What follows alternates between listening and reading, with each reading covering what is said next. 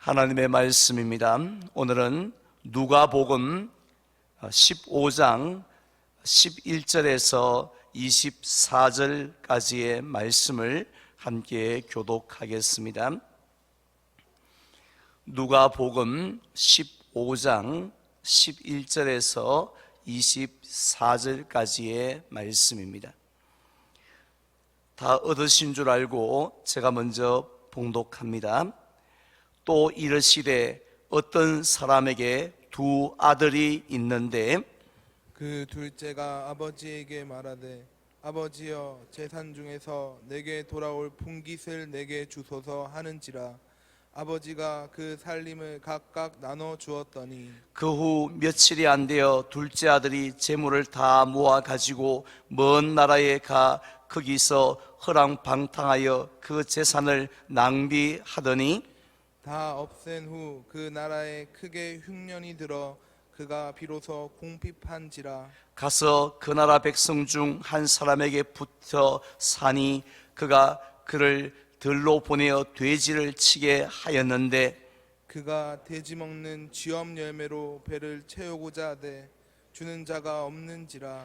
이에 스스로 돌이켜 이르되 내 아버지에게는 양식이 풍족한 품꾼이 얼마나 많은가. 나는 여기서 줄여 죽는구나. 내가 일어나 아버지께 가서 이르기를 아버지, 내가 하늘과 아버지께 죄를 지었사오니 지금부터는 아버지의 아들이라 일컬음을 감당하지 못하겠나이다. 나를 품꾼의 하나로 보소서 하리라 하고 이에 일어나서 아버지께로 돌아가니라.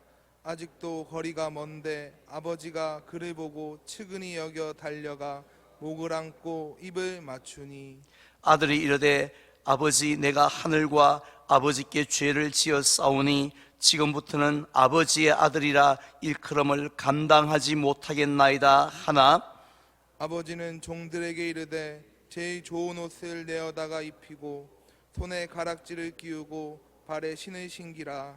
그리고 살찐 송아지를 끌어다가 잡으라. 우리가 먹고 마시자. 이 내 아들은 죽었다가 다시 살아났으며 내가 잃었다가 다시 얻었노라 하니 그들이 즐거워하더라. 아멘. 할렐루야. 어젯밤에도 잘 주무셨습니까? 원래 특별 새벽 기도회 하면 목요일 새벽이 제일 힘이 드는데 오늘 새벽에도 이 성전에 이렇게 많이 올라와 주시고 또 가정에서도 영상으로 많이 참여해 주신 것 진심으로 감사를 드립니다. 사랑하고 축복합니다.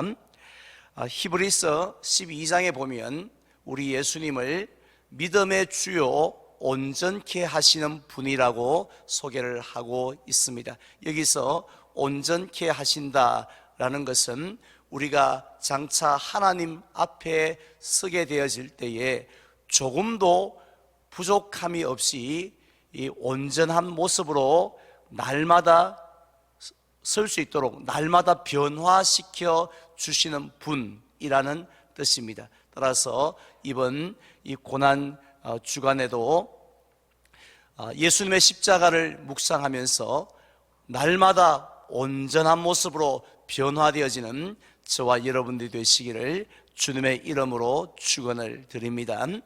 특별히 내일은 우리 예수님이 고난당하신 금요일인데요. 전통적으로 우리가 하루에 한 끼씩 금식하며 고난에 참여하는데 참 금식하면서 고난에 참여한다는 게 참 죄송한 말씀입니다만은 우리 미리 어느 식사를 금하면 좋을까 또 한번 미리 계획하시고 기도로 준비해 주시면 감사하겠습니다. 브라질에 가면은 두 개의 세계적인 관광 명소가 있습니다. 그래서 브라질을 방문한 사람은 꼭 이 두 군데는 가본다라고 하는데요. 하나는 세계에서 규모가 제일 큰 이과수 폭포이고요.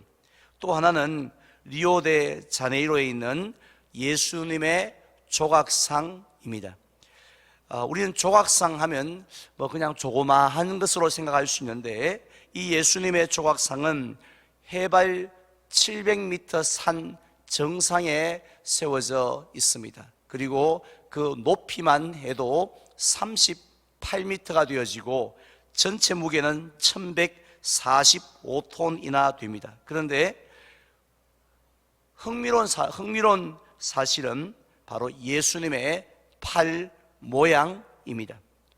아마 TV를 통해서 보신 적도 있으신 줄 아는데요, 그 예수님의 조각상은 2명의 조각가가 합동으로 만든 작품입니다. 따라서 그들은, 그 두 사람은 예수님의 팔 모양을 어떻게 만들 것인지에 대해서 두 사람이 많이 고민을 하였을 것 같습니다.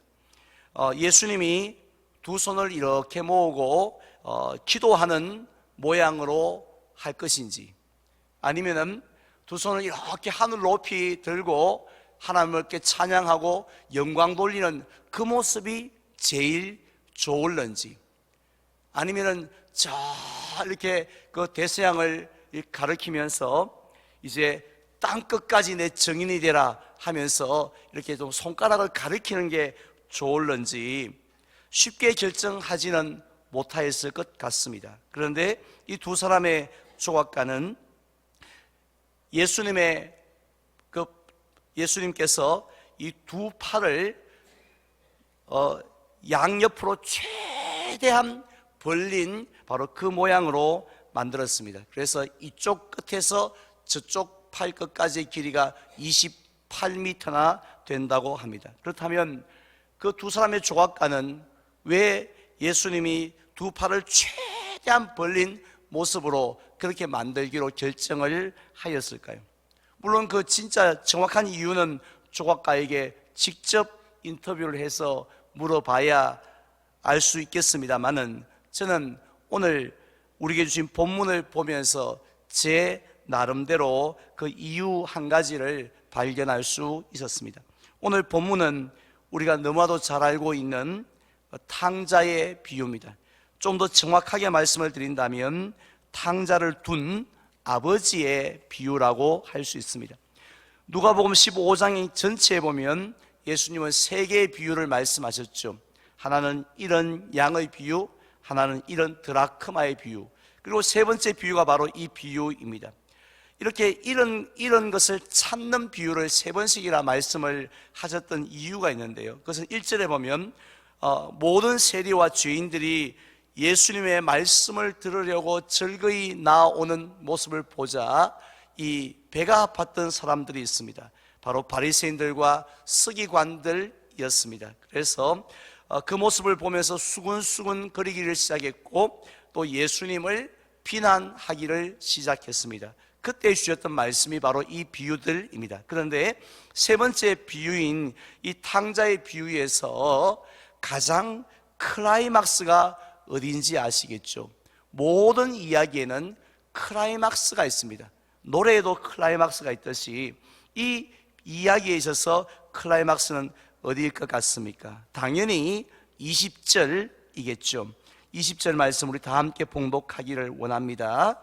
이에 일어나서 아버지께로 돌아가니라. 아직도 거리가 먼데 아버지가 그를 보고 측은히 여겨 달려가 목을 안고 입을 맞추니. 아멘. 지금 탕자가 모든 재산을 다 탕진하고 이렇게 회개하면서 돌아왔을 때에 아버지의 행동을 보여줍니다. 비록 아버지의 마음을 너무너무 아프게 하였던 그런 탕자였지만 이 탕자를 아버지는 모른 척하거나 그 돈 다 어디 썼느냐고 책망하거나 추궁하지를 아니했습니다. 측은히 여겨 달려가 목을 안고 입을 맞추었다고 했습니다. 그런데 이렇게 바로 이 부분, 이 20절의 이 부분을 결국은 예수님께서 이야기를 통해서 사람들에게 들려주고 계셨을 텐데, 이 부분을 이야기하시면서 예수님의 팔 모양이 어떠했을 것 같습니까? 물론 우리가 성경 본문을 아무리 살펴보아도 예수님이 이 세 번째 비유를 말씀하시면서 의자에 앉아서 이야기를 이렇게 들려주셨는지 아니면 서서 들려주셨는지 왔다 갔다 하시면서 말씀을 하셨는지 알 수가 없습니다.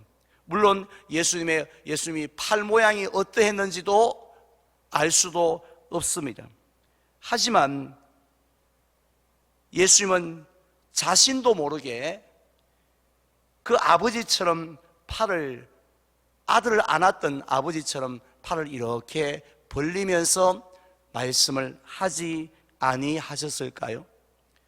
왜냐하면 바로 이 비유에 나오는 그 아버지의 마음이 곧 누구의 마음과 같습니까? 하나님 아버지의 마음과 같았기 때문입니다. 결국 예수님은 그 사실, 하나님 아버지의 마음이 바로 이렇단다, 이렇게 넓으시단다, 이걸 지금 사람들에게 말씀하고 싶은 것 아닙니까? 예수님을 비난하는 바리새인들과 서기관들, 또 예수님 앞에 쫄아있는 바로 그 죄인들과 세리들에게 하나님 아버지의 마음을 가르쳐주고 싶어서 견디지 못했던 예수님께서 이 이야기를 장황하게 하시면서 이 클라이막스 부분에 있어서 손을 가지런히 모으고 무표정하게 말씀을 하지는 않았을 것이라고 저는 생각을 합니다. 이 부분에서 예수님은 흥분되셨을 것 같고 기쁨이 충만하셨을 것 같고 손을 가만히 벌리지 아니하고는 견딜 수 없는 모습으로 그렇게 말씀하셨는 줄 믿습니다.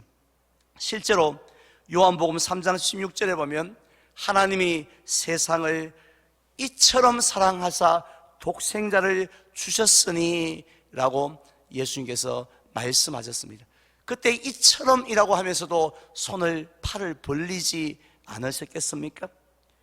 우리 예수님의 마음도 역시 아버지와 마음도 같았습니다. 마태복음 11장 28절에 보면 수고하고 무거운 짐진 자들아 다 내게로 오라고 하실 때 그때도 이 팔을 벌리면서 말씀하셨을 것 같습니다. 우리가 고난주간을 당할 때마다 십자가에 달리신 예수님을 바라보는데요, 그 예수의 모습 가운데 절대로 놓치지 말아야 할 부분들이 많이 있지 않습니까? 머리에 쓰신 가시관도 우리가 보고 묵상해야 합니다. 또 양손과 양발에 박혀있는 그 녹슨 세 개의 못도 우리가 바라보면서 묵상해야 하죠.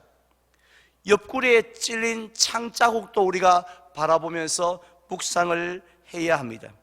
그런데 절대로 놓치지 말아야 할, 간과하지 말아야 할 또 하나의 예수님의 모습이 있습니다. 그것이 바로 넓게 벌린 양팔의 모습입니다. 우린 생각하기를 양팔을 그렇게 벌리신 것은 십자가의 모양이 그러니까 어쩔 수 없이 그 팔을 벌리셨다라고 생각하는데 절대로 그런 것이 아니죠. 바로 저와 여러분들을, 우리를 향하신 하나님의 사랑, 예수님의 사랑을 표현하시기 위하심인 줄 믿습니다. 비록 탕자의 이야기를 할 때, 요한복음 3장 16절을 이야기하실 때, 마태복음 11장 28절을 말씀하실 때 팔을 벌렸는지 안 벌렸는지 우리는 모릅니다. 중요한 것은 아닙니다만은, 그러나 분명한 것은, 확실한 것은 십자가 위에서는 팔을 최대한 넓게 벌리셨습니다. 왜요? 어떠한 죄인이라도, 아무리 추한 죄인이라도, 탕자 같은 죄인이라도 품어주시겠다고, 안아주시겠다고 하는 그 아버지의 마음을 보여주시기 위함이었습니다. 주님께서 따라서 우리에게 제일 원하시는 것이 한 가지 있습니다. 무엇입니까? 돌아오는 것인 줄 믿습니다. 탕자가 돌아올 때 그냥 돌아온 것이 아니라 깨닫고 아버지의 품으로 회개하며 나왔던 것처럼 우리가 괜찮습니다, 견딜만 합니다, 이 정도 해도 뭐 끄떡없습니다, 그 마음이 아니라 천부여지옵소서 손들고 옵니다 하며 우리 주님 앞에 돌아오게 되어질 때 그것이 우리 주님께는 제일 큰 기쁨인 줄 믿으시기를 바랍니다. 양을 찾은 기쁨, 드라크마를 찾은 기쁨, 또 아들을 찾은 기쁨, 그 어떤 기쁨과 비교할 수 없다는 것을 기억하고 오늘도 우리가 상한 심령 가지고 주님 앞으로 그 넓은 주님의 품으로 돌아가는 저와 여러분들이 되시기를 주님의 이름으로 축원을 드립니다. 기도하겠습니다.